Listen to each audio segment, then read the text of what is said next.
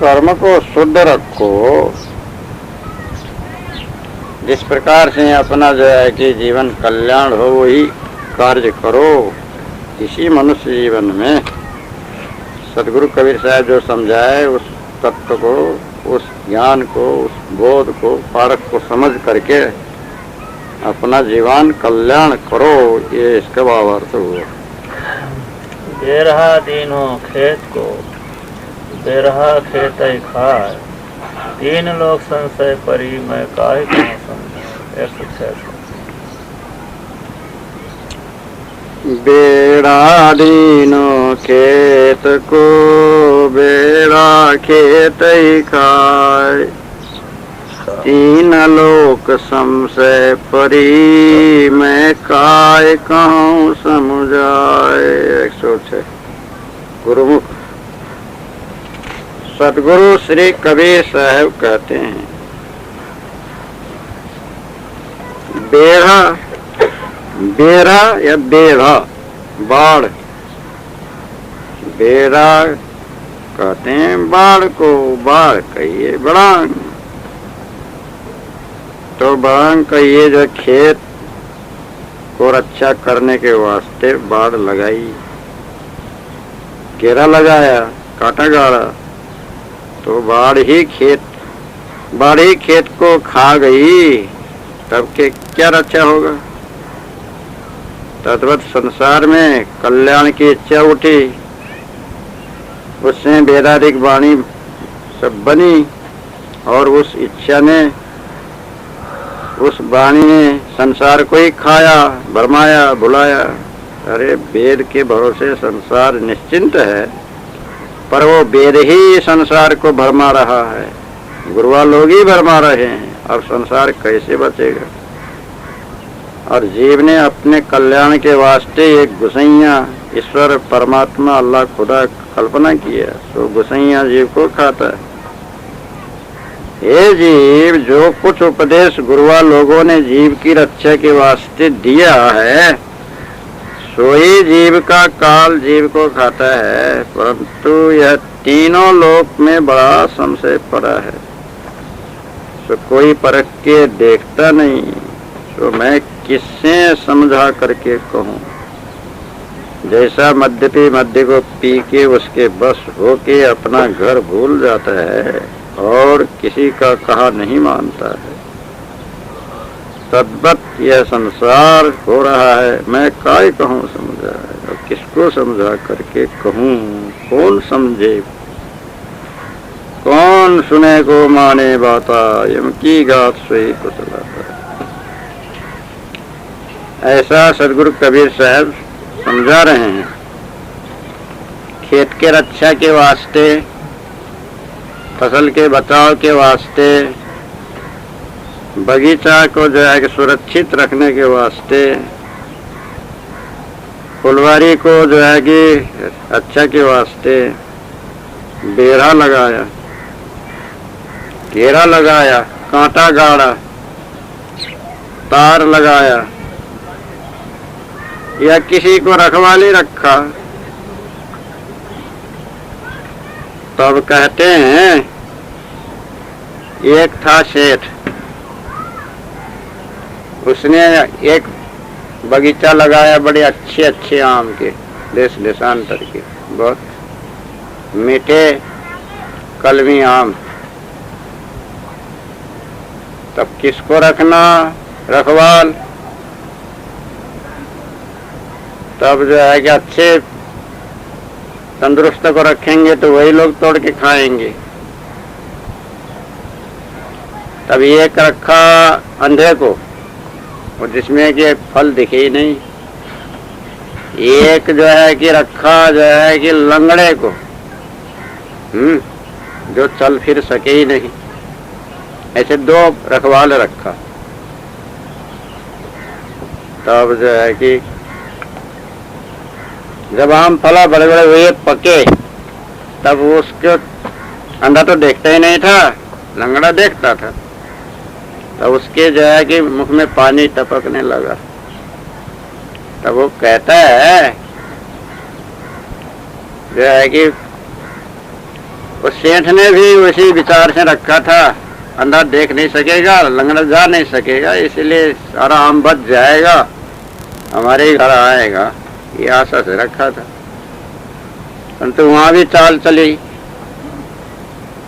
तब वो लंगड़ा ने देखा फल को तो बहुत उसके जो है कि तृष्णा, मुंह से पानी टपकने लगा। तब वो जो है कि तंदुरुस्त था अंधा, तगड़ा, उसने कहा ओ सूरदास भाई, क्या है भाई? अरे तो खूब अच्छे अच्छे फल फले हैं, कुछ दिखता है? हमको कहाँ से दिखे? हम दिखता तुम्हें अंधा ही क्यों होता?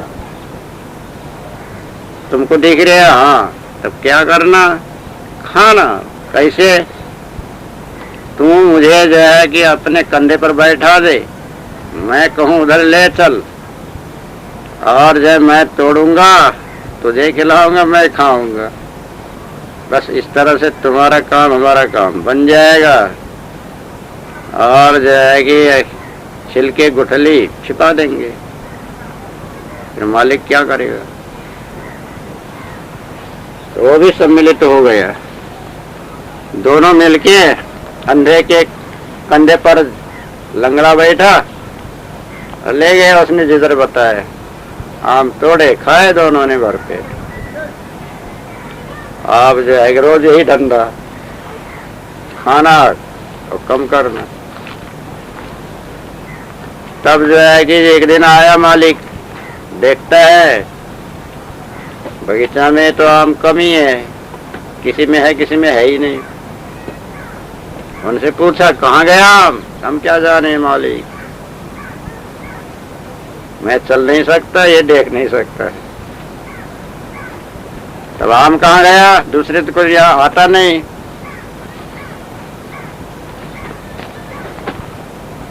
दूसरे तो यहाँ आता ही नहीं, तुम ही लोग रहते हो, और तुम्हारे सिवाय दूसरा कौन कर सकता है?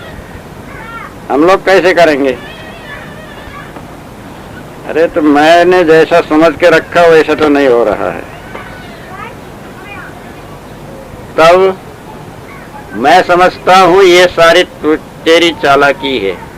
वही आंख वाले से कहता, तूने इस अंधे को कहा कि मेरे को जो है कि कंधे में उठा ले चल, अब इसने माना, अब तेरे बताए अनुसार गया, तूने फल तोड़ा, तुम दोनों खाए, इस तरह से कम हुआ। नहीं यहाँ दूसरा आ नहीं सकता, ये हमारी बगीचे से कोई ले जा नहीं सकता। खाए तुम लोगों ने, कबूल करो। पहले तो खूब झूठ बोलते रहे, लगाए 2 थप्पड़, ठीक से बोलता भी है कि और भी नहीं करता है। मैं तो यही अंदाज लगाता हूँ, तुम नहीं कहता जाता, खाता भी है, झूठ भी बोलते है, और लगाओ। नहीं मालिक, हाँ जैसे तुम कह रहे वैसे ही है, हमने इसी तरह खाया है, तो फिर क्यों झूठ बोला? अरे तो आदमी अपना दोस्त छिपाना ही चाहता है, इसलिए बोला। अब गलत करे झटपट मान ले, ऐसा आदमी कहाँ जन्म लिया है? हमारे सर के आप भी होते तो आप भी ऐसे ही करते। हम लाचार हैं, हम गरीब हैं, हम खाऊ हैं, इसलिए हम तो जो है कि अज्ञानी, हम तो ऐसे झूठ बोलते ही है। अब जो करना है सो करो। ने कहा कि ये तो ऐसे ही है संसार।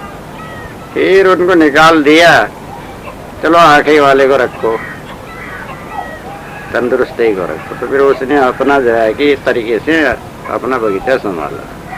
तो ऐसा कथा है। तो खेत को बचाने के लिए बेड़ा लगाया, बाड़ लगाया, कांटा लगाया। इसका अर्थ तुम्हारे क्या है? घर का रक्षा करने के लिए किसी आदमी को नियुक्त किया, अब वही ठगता है, वही खाता है, वही कपट करता है, वही छल करता है। खेतबाड़ी की रक्षा के लिए किसी को एक को मुखिया बनाया, अब वही जो है कि छिपाता है, वही कपट करता है, वही छल करता है। जिसको मुखिया बनाया, जिसको मंत्री बनाया, वही खाओ, जिसको अधिकारी बनाया वही खाओ, वही छली, वही कपटी, वही प्रपंची, वही दूरता। अब कैसे बचेगा? वो तो नुकसान होगा ही होगा, उसने अपना माना नहीं इसलिए ऐसा करता है, दूसरे का समझता है और बिगाड़ करता है।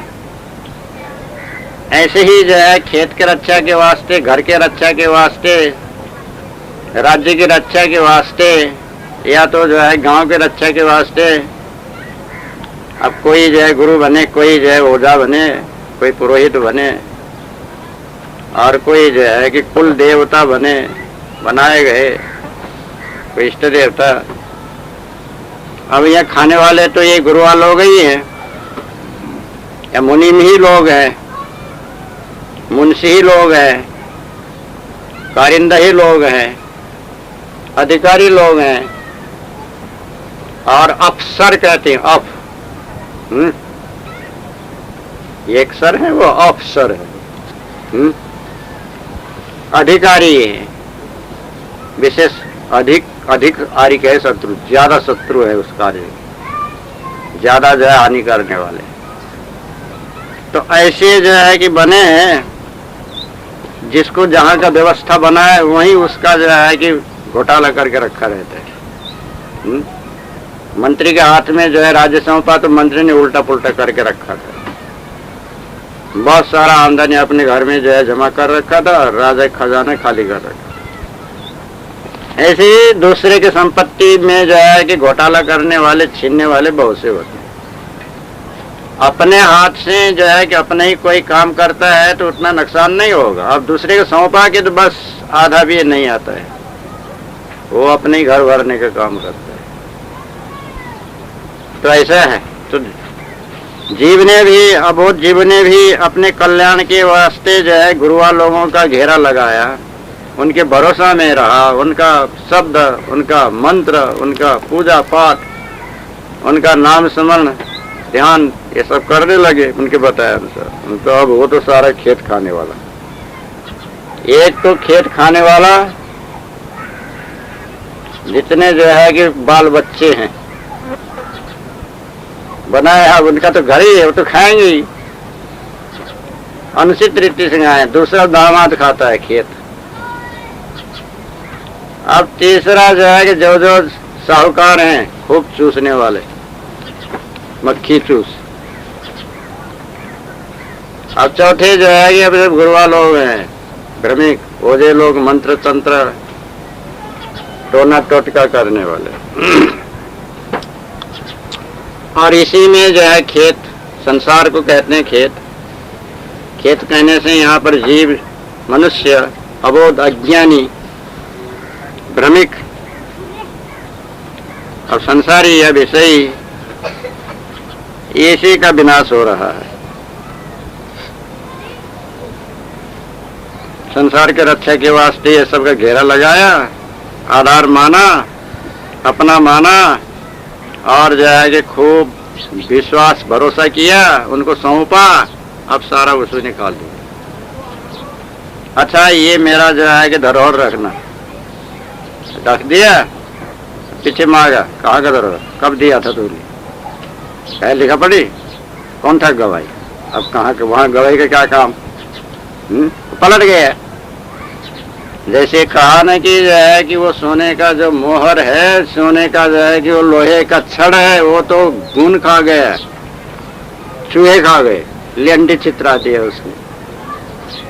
ऐसे धोखाधड़ी चलता है, कपट चलता है, छल चलता है, विश्वासघात चलता है संसार में, संसारियों में और गुरुआ लोगों में। तो ये तीन लोग पे संशय परी, कर्मी, ज्ञानी, योगी, लोभी, कामी, क्रोधी, स्त्री पुरुष नपुंसक, और जो है कि योगी ज्ञानी भक्त का जो है संशय परी। अब मैं किसको समझा के कहूँ? क्या बेड़ा भी खेत को खा सकता है? हाँ खाता तो है।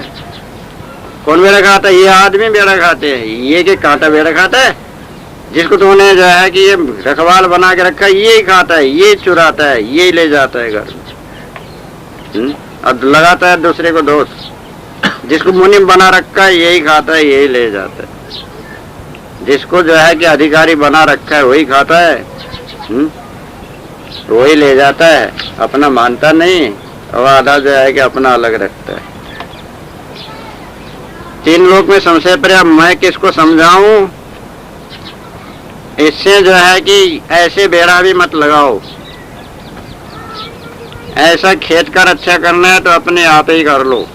दूसरे के भरोसे में जो है कि आलस निंद किसानी ना से, चोरे ना से, हंसी खुशी सन्यासी ना से, वैश्य ना से उदासी, घर में ना से द्वासी। वो तो उल्टा सुन के रखा हुआ उसने, उल्टा ही जो याद रखा। या विषय से कोई मतलब ही नहीं।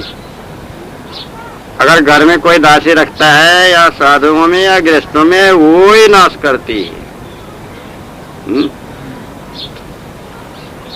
अगर जो है कि आलस्य में है और निद्रा में है, खेती संभालने जाता नहीं, तो उसका खेती जो है कि बिगड़ता है। वो किसान का खेती पूरा नहीं होता। और चोरी करने जाता है, खांसता है वो, तब वो तो सब लोग जागेंगे और कैसे चोरी करेगा। सन्यासी जो है कि हंसी खुशी जो है खूब राग रंग काल में है, तो वो सन्यासी पना में नहीं रह सकता। और जो है कि घर में ना से दासी। अब कहीं घर में दासी रखो, वो दासी ही जो है कि घर को नाश करेगी। और साधु की यहाँ दासी रखना तो और भी जो है कि बस साधुपन से उतर जाना है। साधु को तो स्वयं अपना काम करने वाला होना, किसी दास दासी को रखने वाला ही नहीं होना। इसीलिए जो है मठ मंदिरों में भी किसी को जो है कि बाड़े के जो है कि दास दासी रख के काम नहीं चलाना चाहिए। अपने ही जो संत रहते हैं उनको ही काम चलाने वाला होना चाहिए।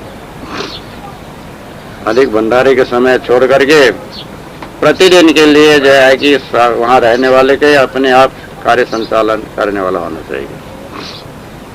इसलिए मैं किसको समझाऊं, तो ये जो है कि जो अपना कार्य दूसरे को सौंप गए, दूसरे के अधिकार में दिए, वो जो है कि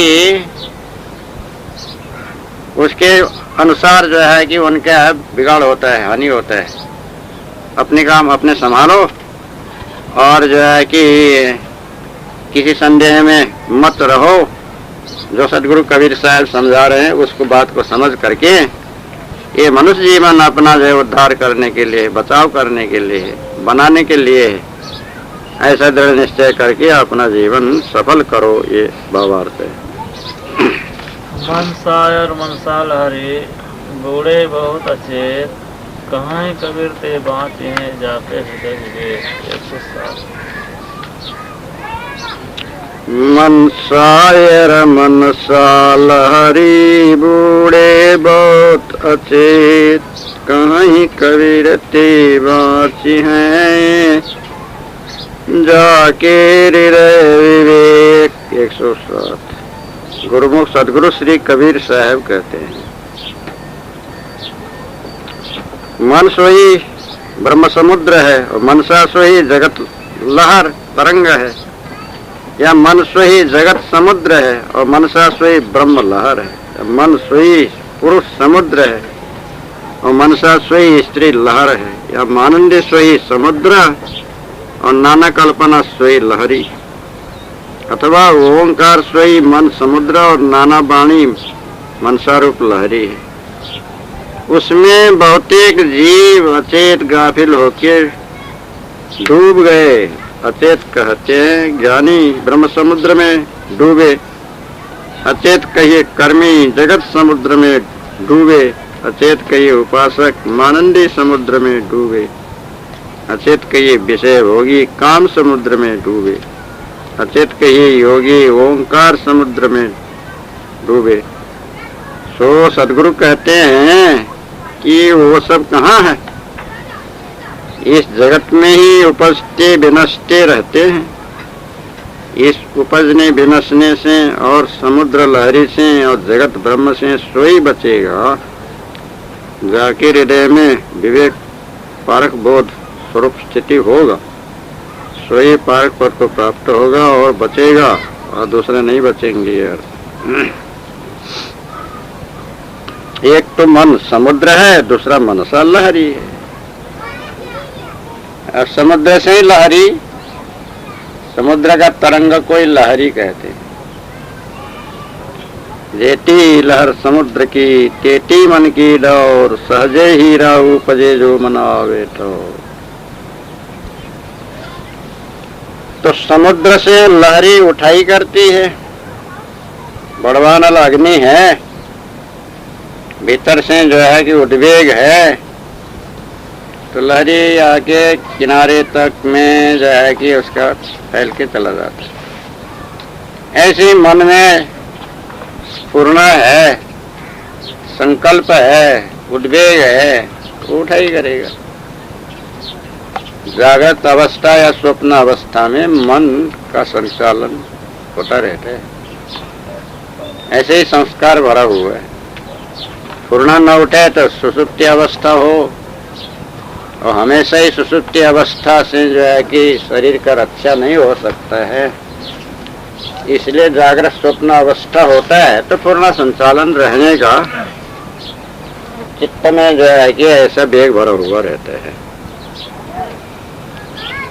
तो इससे जो है कि मनमानंदी का समुद्र, अब उसमें चाहना, मानना, कामना, देखा, सुना, भोगा, खाया, पिया, लिया, दिया का यादगिरी, वही मनसा कहते हैं। वही मन के तरंग, मन का कार्य, स्मृति, संकल्प, उसी को दोहराते रहना।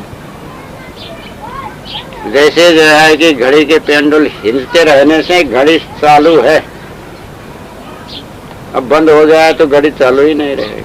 जैसे श्वास चलते रहने से जीवित है, ये लक्षण, श्वास ही बंद हो जाए तो जीवित अवस्था का कोई लक्षण ही नहीं रहेगा।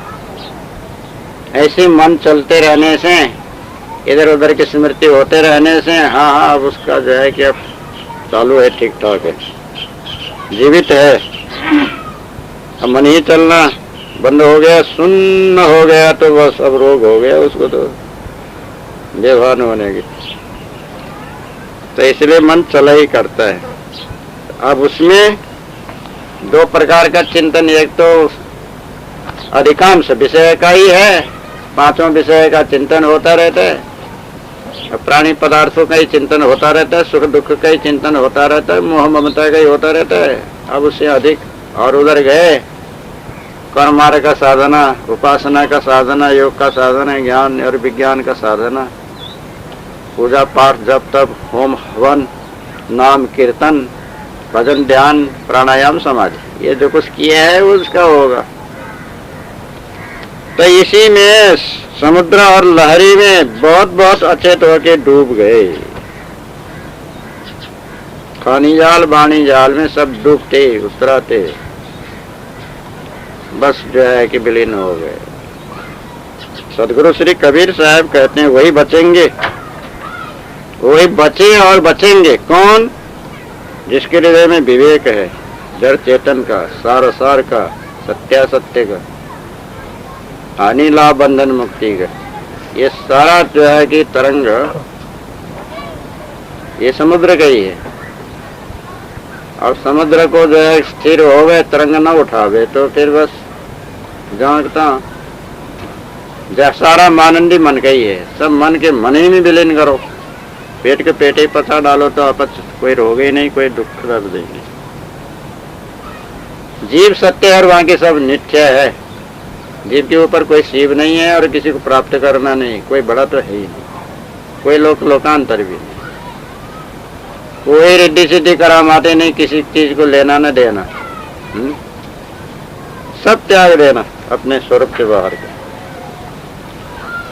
अपना चैतन्य स्वरूप ही सत्य है, नित्य है, अखंड है, अच्छे है, इसको दृढ़ निश्चय करना। ऐसे विवेक करने से जिसके हृदय में ऐसे विवेक जागृत हो गया वो तो बच गए, डूबेंगे नहीं।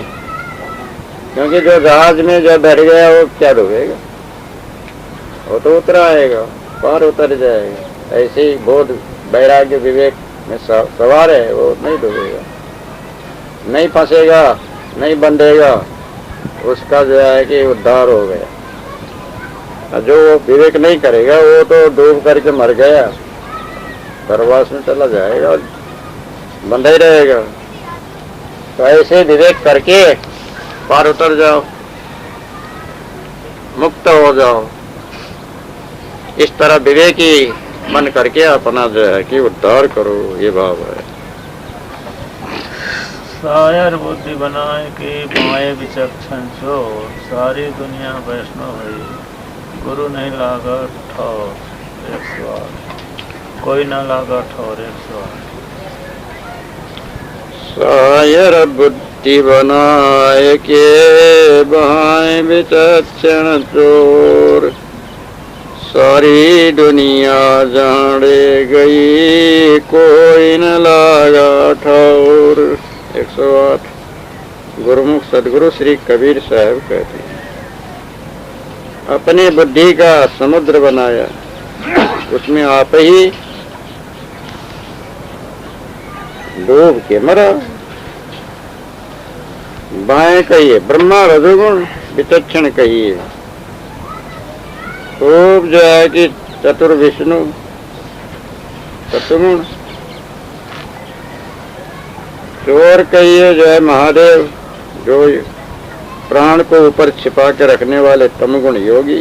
ये तीनों शायर बुद्धि कहते हैं, नाना वेदारिक वाणी बना करके मर गए बुद्धि के सागर। तो कहीं ज्ञान कथा, कहीं कर्म कथा, कहीं योग कथा, कहीं नाना विषय भोग उपासना कथा, उसी में सारी दुनिया जहड़ गई, धोखे में पड़ गई, निश्चय करके भरमा गई, गाफिल हो गई, कोई भी ठौर नहीं लगा, पारक पद की प्राप्ति नहीं हुई। तो जहाँ कितना आ जाएगी, बस भूले भटके रह गई। बुद्धि के सागर बनाया, बुद्धि सागर,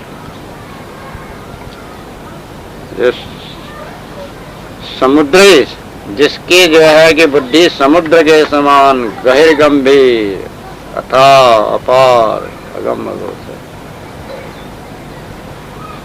बनाया। तो जो है कि बाएं और विचक्षण और चोर, ये तीनों सारी दुनिया भी जो है कि आ गई, जाने गई, धोखे में पड़ गई। कबीर साहब बतला रहे हैं, इस बुद्धि के सागर बनाने वाले बड़े बड़े शतबुद्धि सहस्र बुद्धि, लाखों बुद्धि वाले, बाएं बाम मार्गी और विचक्षण खूब तीव्र बुद्धि, विशेष चतुर चालाक। अब चोर कहते हैं छिपाने वाले, लुकाने वाले, पर्दा डालने वाले।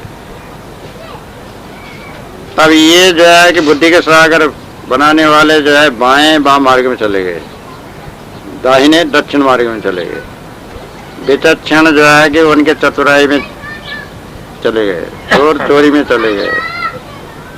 अब सारी दुनिया तो जो है कि धोखे में चढ़ी गई। अब कौन ठौर में लगेगा, स्थिति में कौन लगेगा? तो बुद्धि के सागर क्या बनाओगे? एक बुद्धि से चलो, गुरु बुद्धि से, मन बुद्धि से तो जो तुमने सागर भी बना दिया तो जो है कि बस ठीक ठिकाना तो है नहीं, और डूब मरने का हुआ। अपने समुद्र बनाया और अपने डूब मरा, अपने रस्सी बटा और अपने गले में फांसी लगाया, अपने जहर बनाया, अपने खा के विनाश हो गया। तो ये क्या फायदा होगा? इससे जो है कि संसार में सब बुद्धिमान लोग सब जो है कि एक दूसरे को समझाने को आते हैं, सब समझदार लोग, सौ सयानों का एक मत। अब किसी से भी बातचीत करो, बस वही जानकार निकलेगा, वही समझाने आएगा, वही चतुर, वही विचक्षण, वही चोर। जो बाएं हैं वही विचक्षण, जो विचक्षण वही चोर, जो चोर है वही साहू भी बनता है। ऐसे जो है स्वांग करता है। इस तरह से जो है कि ये क्या, ये तो सब जीव को भुलाने का तरकीब है, भरमाने के तरकीब है, फंसाने के तरकीब है। छूटने छुटाने का, उद्धार के तो कोई जो है कि यहाँ काम ही नहीं है। इस तरह से जो है कि बुद्धि सागर, बुद्धिमान, विद्वान, पंडित, चालाक, चतुर, अनजान कोई बनना चाहता है? कोई नहीं बनना चाहता। सब तो जानकार बनना चाहता है। छोटा सा बालक भी जानकार बनना चाहता है, चाहे भले कुछ न जाने, परंतु दूसरे के लिए तो खूब अपना जो है कि विशेषता ही बताएगा। तो ये संसार में जो है कि बंधन के अज्ञानियों का लीला ऐसी होती है। अब ज्ञानी तो कभी भी घमंड नहीं करेंगे, कभी अपने विशेषता दिखाना नहीं चाहेंगे, कहीं किसी से उलझना नहीं चाहेंगे, किसी के हार जीत में भी पड़ना नहीं चाहेंगे। जो चाहते हैं सब अज्ञानी अज्ञानी। तब ये बुद्धि का सागर बनाया। तो एक तो विषय व्यापार भोगों का, दूसरा योगों का और कर्मकांड का, वाणी जाल का, वाणी जाल विषय जाल का,